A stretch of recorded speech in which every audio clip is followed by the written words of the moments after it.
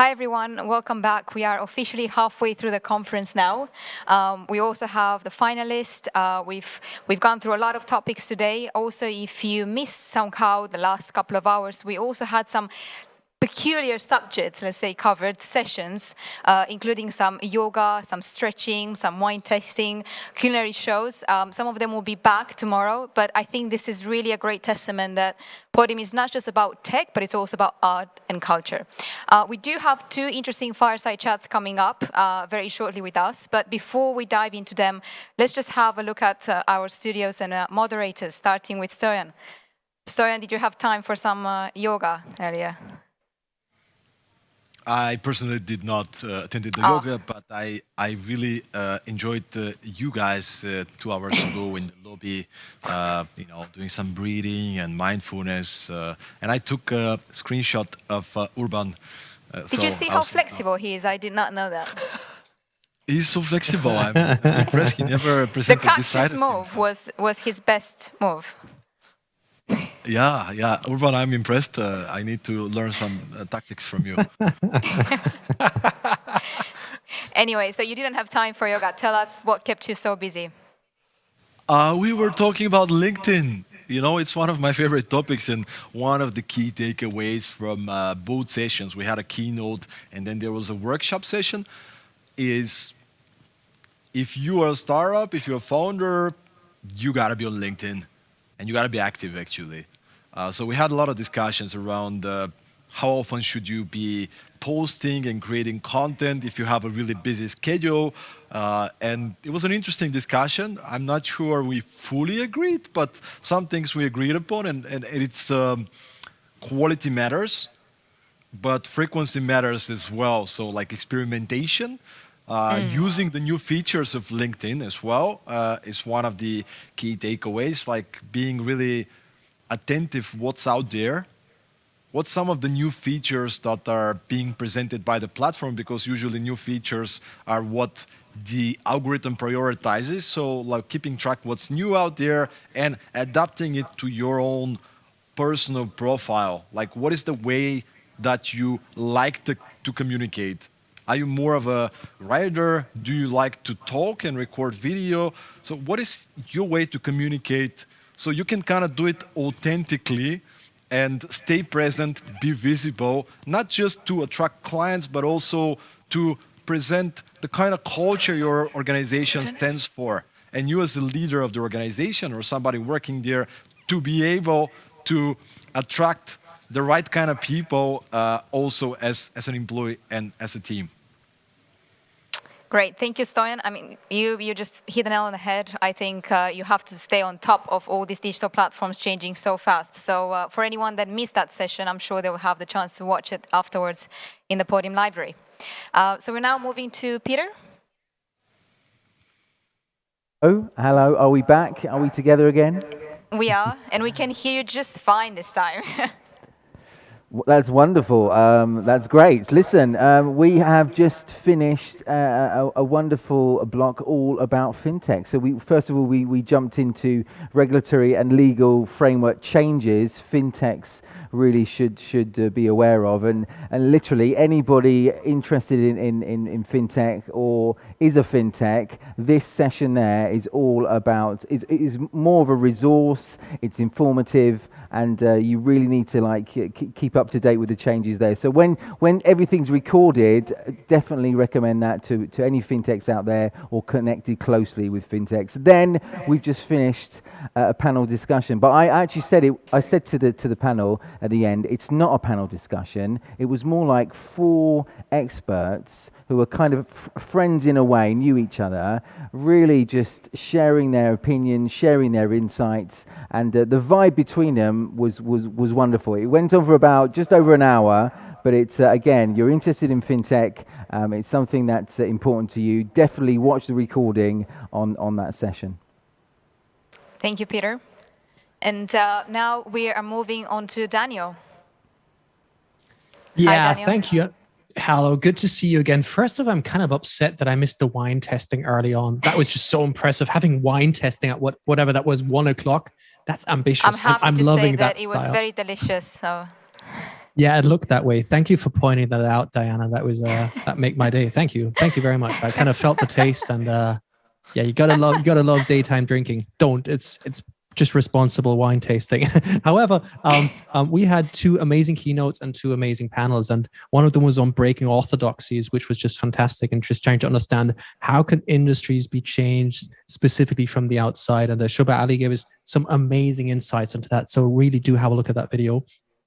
And then we moved on from transforming uncertainty into opportunity, the serendipity mindset. And that was a beautiful talk by Christian Busch, who kind of also pointed out people who are saying, man, I'm really lucky, and people saying, man, I'm really unlucky. And he had a great example of this, saying, look, there's basically experiments where you have money on the street and a smart person sitting in a cafe. And then there's the lucky person who sees the money and seizes the opportunity to talk to the person. And the unlucky person who is not paying attention, doesn't see the money, and is not outgoing and doesn't talk to the interesting person. So that's being lucky and being unlucky. And then we had a final panel on the topic of building blocks of innovative and creative organizations, and I had 4 amazing panelists. And then I decided, why not break the orthodoxies myself? And instead of having a panel and asking questions and kind of negotiating that, I, without warning them, decided to select a case, which we would kind of try and dig into and try and find solutions, how this case could become a little more creative and a little more innovative. And I let them pick a case. And out of all things, my panel selected not a family-owned SME, fast-moving consumer goods, but they picked the ministry with 1,000 people. So we had like the worst case scenario. And we came to an amazing conclusion. So that was really impressive. And it was real fun. So I really enjoyed myself. Yeah, we had a sneak peek at your last, so-called panel turned lab to live sort of session, which I really like that. Thanks so much for the update, Daniel. Urban, I think it's time to move on to Anita and our very special guest. Thank you very much, and I'm so glad that yoga and wine tasting left so many good impressions. I know why yoga. Urban, you were great, I'm sorry. But also wine was delicious, like you said, Diane. So thank you very much. And all of this was great, but now I'm really, really excited because I'm looking forward to welcome our next guest. She's a woman with so many talents, with so many experiences, important positions, and knowledge, of course. And I would just like to say nice welcome to Miss Violeta Bulc. Hello and welcome. Hello, and thank you very much for inviting me. It's really impressive. I'm in Podim 41 years. I don't think that there are too many events globally that can have such a prestigious title, so congratulations for the 41 years of existence, and thank you very much for inviting me. And thank you very much in the name of the whole team, of course. We're really doing our best. So, Violeta, just to point out a few, because we will get to know you more as we go along with our conversation, but you are a master of science. You're a former European Commissioner for Transport, a politician, a businesswoman, entrepreneur. You're very much connected with startups, with scale-ups, with the business world, and although this conversation in this living room of mine is not so much about business and startups, we cannot go around that because you are or were very much involved with them. Could you tell us a little more about it? Wow, what a broad question. But yes, basically the fil rouge of my whole life until now is curiosity. And I really always wanted just to do interesting things. That was the reason why I decided to study computer science at the Electrotechnical University, because that was the only subject I had no clue about after I finished the high school. And I was never sorry about, because it was really exciting. And that just kind of followed through. In the second year of university, we realized that we know things that not even companies and successful business environments know about. So we started to teach. We found somebody who was interested in working with us, a group of 5 colleagues, started to teach, started to develop software, started to develop networks, computer networks. And that was a really exciting thing. And I still recall very clearly that we set up a campus. And that was for the first time that I worked 34 hours straight. Oh my God. And we could not believe that we worked 34 hours because the idea that we were working on was so cool and we were so into it that the time just lost the meaning. So that kind of spirit of entrepreneurship never left me. Even when I changed positions and I changed professions, I kind of deeply in my heart, I always felt I'm an entrepreneur. Okay, that is so nice to hear. We're all, in a way, entrepreneurs, trying to do our best in our businesses. You said you started computer science and informatics. That was the first time in University of Ljubljana.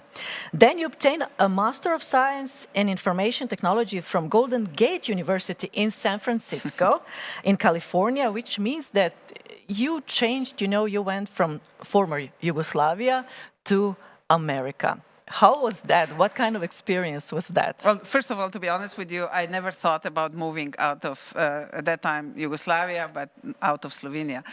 But that's something your community is experiencing all the time. When opportunity presents itself and you feel like excitement somewhere in your body, usually with me it's in my, in my stomach, then you have to move. And that happened. I got a chance to move to US with my husband. Actually, we got married a week before we moved to United States. Oh, really? Yes, and I never had a doubt that that was the right move. And I still don't have any regrets. So it was really exciting 5 years. San Francisco is probably the best place to be. At that time, really the high tech started to become digital and the internet became sort of a buzzword. And I was at the core of this development. I worked for DHL Systems and we were responsible for development of all IT solutions and network solutions for the global DHL at that time. And their story, it's a very entrepreneurial story because they made a difference when they realized that they have to put their station with a computer and the IT solution on the desk of a client. Yes. And that's how they won the market share. So that kind of spirit was very much present in the company too. So we set up the first corporate TCP/IP, global TCP/IP network. First we started with frame relay, but it didn't work for us. So we moved to TCP/IP and I learned so much. I mean, I was their network performance analyst and nobody knew how to do that job before. So we did it from scratch. And again, this entrepreneurial spirit just got a really excellent food. So it kind of kept growing and growing and growing. And I saw, Cisco starting. I saw many high-tech companies just starting their story right at the end of 80s, beginning of the 90s. So it was a very exciting time, and I'm so grateful to life and that I was able to experience that. I'm sure it was. As we talked earlier, studying informatics, computer science, informatics, you said that there were more women in your time than today. True. It's true. At that time, this was a very popular study for women. Even at the university here in Ljubljana, we were more than half, 60% we were women, and by far more actually finished, because many of our male colleagues decided to kind of make a spin-off, we would call it today a spin-off, and started their own companies much earlier. They left studies, but we insisted. We went all the way through, and it was a fantastic study. I don't understand that today girls don't want to be part of that intense but really life-changing way of thinking and this system view of the world, because this kind of studies, like electrotechnical engineering studies, they force you to imagine things because you cannot see. You cannot hold things. You cannot really, you have to imagine all the time, what's going on inside. You have to imagine how the code looks like. You have to imagine the systems, how they're going to apply the solution. So that really helped us, all of us, to expand our minds. And then once you expand your mind within that space, magic happens. Now, to get back to America, you stayed there and you started to work at a Silicon Valley. This is so amazing. And let's talk a little bit about it, because, it must be amazing to have such an experience, to work in such an environment. And that was for 4 years, right? Yes, three. I was there 5.5 years. 3.5 was working years. The rest was studying. And I mean, the hype of Silicon Valley was high at that time already. And you really start to experience, you don't know really that this is so special. You learn that once you go out of that bubble. But the innovation happens really at the basketball court, it happens when you have lunch, it happens when you walk from the office to another office. It's all only about innovation. It's all only about looking for new solutions, looking for new opportunities, thinking about clients, thinking about the behavior, the next step of the behavior, what the next possibility the technology is offering you. And I think this is the right spirit, that if you really want to be part of the new creation, you cannot study the existing solutions. You have to imagine things. And if you imagine by yourself, that means you're dreaming. But once you start imagining things with people, with colleagues, with especially colleagues from different, not only departments, but from different companies or from different ecosystems, then all of a sudden, this is no longer a dreaming, this is a creation. Yeah. And that's how Silicon Valley really creates all the time new paradigms, is by engaging, by listening to each other, by going for a beer in the bar, but not listening only to the person who sits next to you, but listening to everybody else who's talking around you, and all of a sudden you get sparkles and you're hooked to it. So it was really a great time. This should be a practice also here, I think, in Slovenia. Yes, definitely. Did you you gained so much knowledge and experience, and then you came back to Slovenia. Did you use it here? Well, that was an interesting challenge. Of course, I came back because I could not imagine having kids in that kind of environment. It was great for me, being young, being healthy, educated, but the kids need a bit more social framework, social safety, if you want. So that kind of brought me back, and that was a compromise in a way. But when I came to Ljubljana, there was no TCP/IP network. I mean, there was only ARNAS IP addresses. Telekom Slovenia was still using X400, if anybody remembers that still. And I was, in a way, in a shock. Of course, they didn't know what to do with me. So when I interviewed for a job and I wanted to do the wide area networks, the TCP/IP-based one, everybody was just looking at me saying, what are you talking about? We don't need you. Yes. So interesting enough, because I was so persistent that I knew that this is coming. This was not just California hype. I accepted the position of translator. Really? At Telekom Slovenia. Of course, it took me a couple of weeks to get to the serious post. But I wanted to get in. I wanted to work on the wide area networks. In half a year time, believe it or not, there was hardly anybody who wouldn't have TCP/IP-based internet address. Yeah. And that was an amazing shift that happened. And I was, again, at the core of this shift. And I was really happy that I was able to use my knowledge. I'm really impressed. Now, as I said earlier, you were also a European Commissioner. Now, at a hearing to become a Transport Commissioner, you said, I believe that any problem that we create can also be solved. That made quite an impression there, as I read. Is that a sort of motto of yours? Well, yeah, I mean, problems are human-based, right? Nature always takes what is available and makes the best out of it. I never heard that the nature has a problem with itself. So we're still yet to learn, of course, this philosophy. But people create problems, so we are here also to solve them, and many jobs actually depend on the number of problems, otherwise they wouldn't even exist. And the other thing are opportunities. They are new. Both of them are a challenge. Yeah. So I stick with that, and during my mandate in Brussels, we kept proving that, because we kept solving one problem after the other. We kept addressing one opportunity after the other.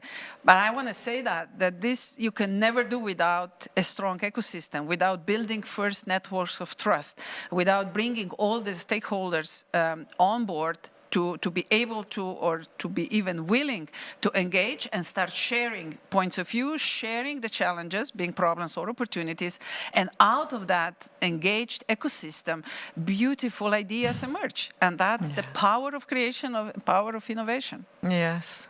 And as a commissioner, you're very active at taking care of women, if I can say so, Yes. women's share. That was a very strong politics or activism in this time. What did you achieve? There was this amazing result. Well, first of all, I have to give the credit to our president, President Juncker. The first day we had the first session of college in Brussels, he said 23% of women in the top post within the Commission is unacceptable.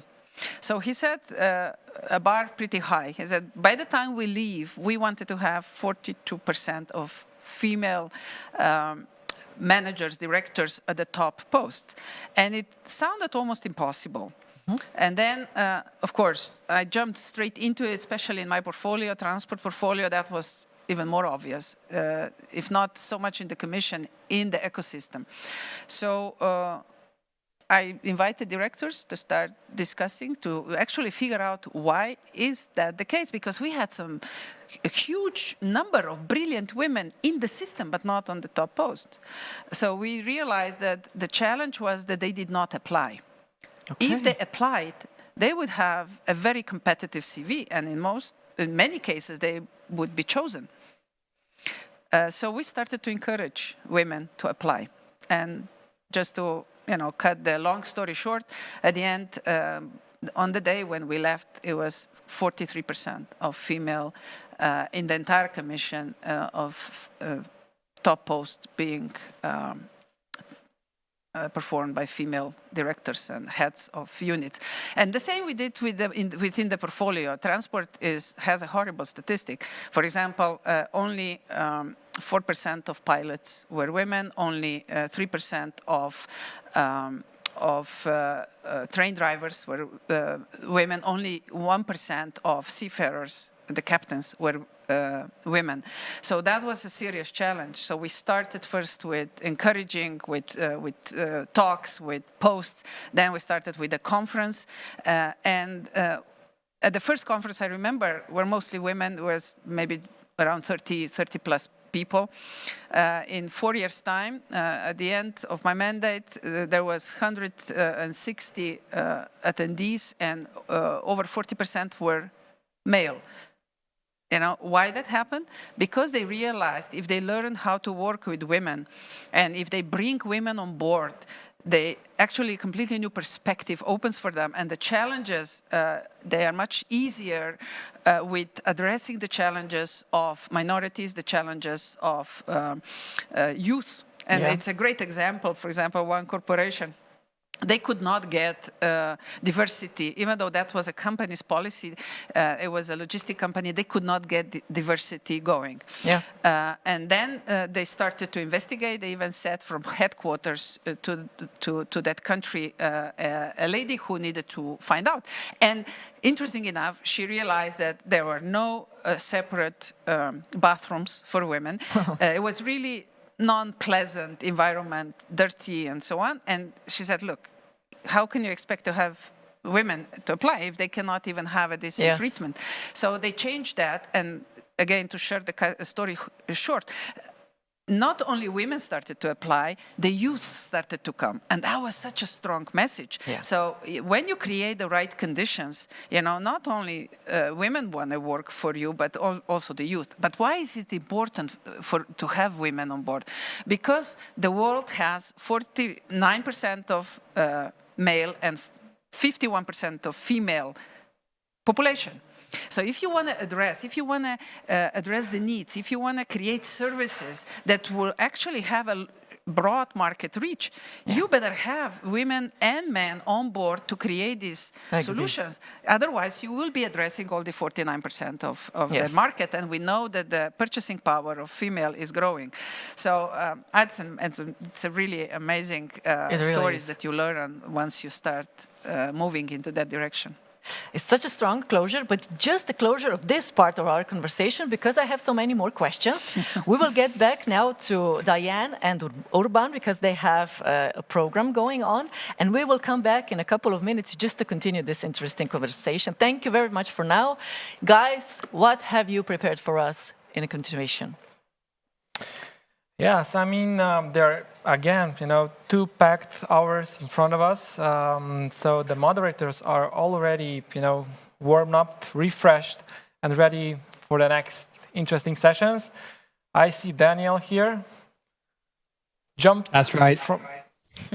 out of the chair like a frog. Of course. I do tend to sit down every 3 hours for 2 minutes to regenerate. Kind of human thing we kind of do, but I'm happy with 2 minutes per 3 hours. No, we have the Founders All-Star Night coming up again tonight, and we'll be talking in the first panel on how to expand from Europe to the US. So that's a very important step. And the second panel coming up on speed as the key asset in an aggressive VC world. So if you want to go big, you got to listen to these 2 panels. Thank you. Peter, what do you have for us? I have for you, I'll tell you exactly what I've got for you. We have got 2 hours, a block all about corporate innovation. Corporate innovation, why corporate switch from entrepreneurship to corporate venturing, and simply, is corporate venturing corporate innovation 4.0? So we'll find out the answers to those questions over the next 2 hours. Thank you. Stoyan. So Urban, to your question, I did a 5-minute breathing meditation, and I feel like completely aligned with the universe. I'm fully present and ready for yet another amazing workshop. We're gonna dive deep this time into growth hacking ideation with 2 of the leading experts out there in the world. So whoever wants to learn more about growth hacking, join us in Studio 3. Stoyan, and also I'm super excited for next 2 hours. I also heard that you made some new friendships in your studio, so super also happy to share some details about that in the next session. So thanks again, and looking forward to the program block. So yeah, we don't have a minute to lose. Diane, I think the next 2 hours are the music for your soul. They are the music for my soul, yes. You have some really interesting guests on that panel discussion, particularly from moving from internal innovation, or some others call it entrepreneurship, onto external venture building. And I'm sure through Gripe Ventures, we are very opinionated on that subject. And it's definitely a huge opportunity for a lot of large corporations that especially have CVC. They've invested in startups, they've worked perhaps with startups. Take a leap of faith, go outside of the non-core business models, and try to actually build their own ventures. Potentially to get more market share, but also get a competitive advantage compared to other organizations. So really looking forward to that. There's some really interesting people on that panel, which they've done this before. I think they're going to share a lot of insights from how that worked for them. So I will probably be with Peter for these 2 hours. Okay. So sorry, Stoyan, and sorry, Daniel, if you're still hearing us. You make your pick. Who can blame you? So 3 studios, interesting, starting in a few seconds, but here in lobby, Anita, the interesting conversation will continue. So see you wherever you want to be. Bye-bye. So thank you very much. I'm so happy that Ms. Violeta Bulc is still with us here in studio, and we will continue this conversation. We kind of left with the European Commissioner. We really want to make a change, as individuals, we want to make a change in this world. And then, as you had an opportunity to come to such a position as being a commissioner, did you have that feeling that you can maybe really do something, We can do it all together, but from that position, how do you see the world? Can you change it? Oh, by all means. I mean, I even went to Brussels just with a clear intention that I can make a difference. Otherwise, there would be no point of going. And kind of didn't know really what is waiting for me, because I never really paid too much attention to what commissioners do. But once this opportunity started to evolve, it was like a vortex. And I'm so grateful to Slovenia and Slovenian people for all the support, because I felt it when I left Ljubljana. And then I realized how much in politics you can actually do. if you engage the right people, if you know what you want. And that I brought from my consultancy business. When I was an entrepreneur and I was leading my own company for 14 years, I helped companies, and I knew how important is a narrative. And that I will pass this information to all startups, to all business people. Have your narrative. So that was my first focus, and we created this narrative for European Transport Union, which didn't exist before. Which I still know. So 3 major goals, which improve efficiency, improve connectivity, lower the negative externalities. And these were all measurable goals, which politicians usually avoid because they don't want to be measured against the results. But this was actually, they were very motivating goals. And then we said, okay, how can we achieve that and still contribute to a better society? Because that was the driving force. Yeah? You want to have a better society.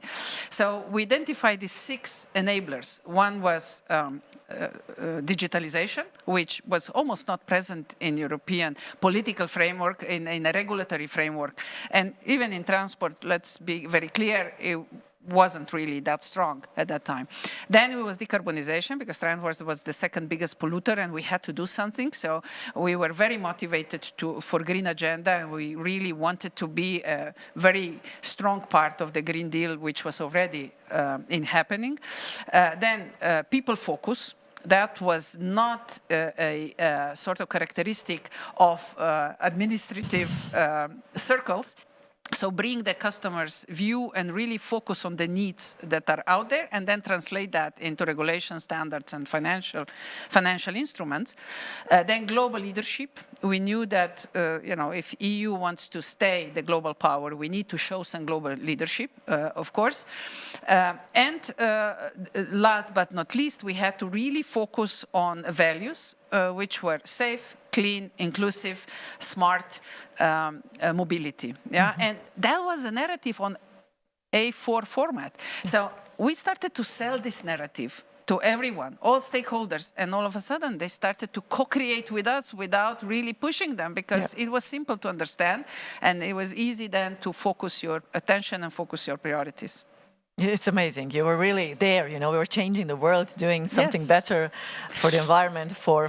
And again, but because you asked me if one thing can be done. For example, at that time we worked really well with the American administration. And with my counterpart, Mr.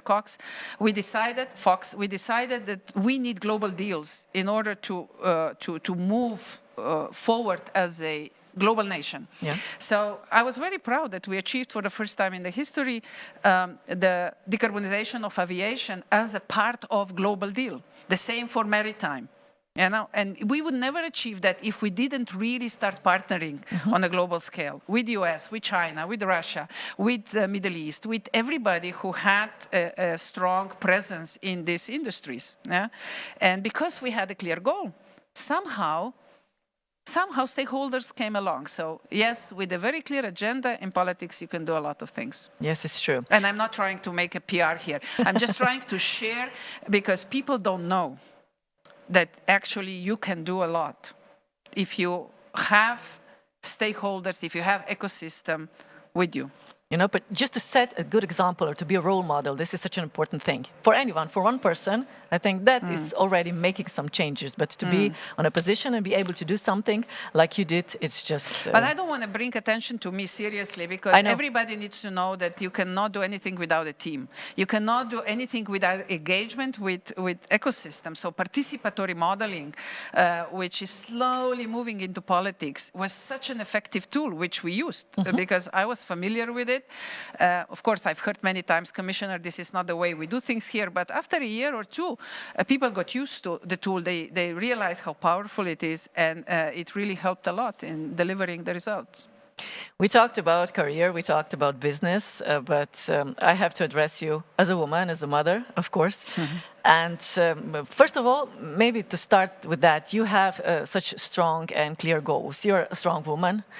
Did sport have any role in this? Because you have, as I've read, black belt in Taekwondo, and you were also in a basketball team, right? Well, sport had enormous impact on my youth, on my growing up. I was part of the sport all the time. And I learned how to focus, how to work hard. In sport, you cannot be successful if you don't work hard. Yeah. And it's the same in business. I mean, sometimes people say, oh, that's so easy to achieve. Oh, look at him or look at her. This was so easy. Nothing comes easy. You need to invest a lot. You need to study. You need to invest your energy. You need to be interested in what you're doing. And sport really taught me that. Of course, results followed, but I was never really that much interested in results in sport, but into this personal development and this capacity to score, to actually get the score done. I still remember that. But the black belt is a different experience. I encourage everyone to really try to work on all levels of individual personality, which means on emotional level, of intellectual level, of spiritual level, on physical level, and on social. And at the end, you will see that also energy level makes a big difference. And look for interests, look for hobbies, look for channels that can actually support you. Because only when you have this kind of stable framework, you can freely move. Because if one of them is holding you back, you start blocking the information, you start missing the opportunities that are around you. So don't be afraid that you're going to lose time, because exploration in all these dimensions just expands, again, your mind, expands your capacity to observe, but also absorb. And these three are really working together really nicely. I will try to remember all this, because there are so many good advices. And maybe the next one also for women entrepreneurs. Yeah. You have a family, you're a mom. So how do you combine this? How do you say, I'm a mom because I need to be a mom right now, but I need also to be a businesswoman? Well, I think the first question is why. When I had kids, I love being a mom. I really do. Still now, even kids don't need me anymore that much. But I just love being a mom because I can see the results of the space that I created for them. I see that kind of elements of that space being manifested in what and who they are, what they do, how they behave. And I'm very proud of both of them, even though they keep me away. They told me very early in their childhood that they want a mom. They don't want a businesswoman. They don't want a politician. Okay. They want a mom. So when we are at home, I'm a mom. I cook. I take care of them. I wonder. Sometimes I'm too curious, and they stop me as well. They said that, be a mom. Don't be my friend.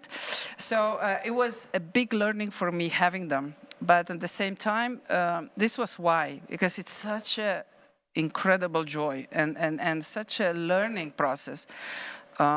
So then things just come together.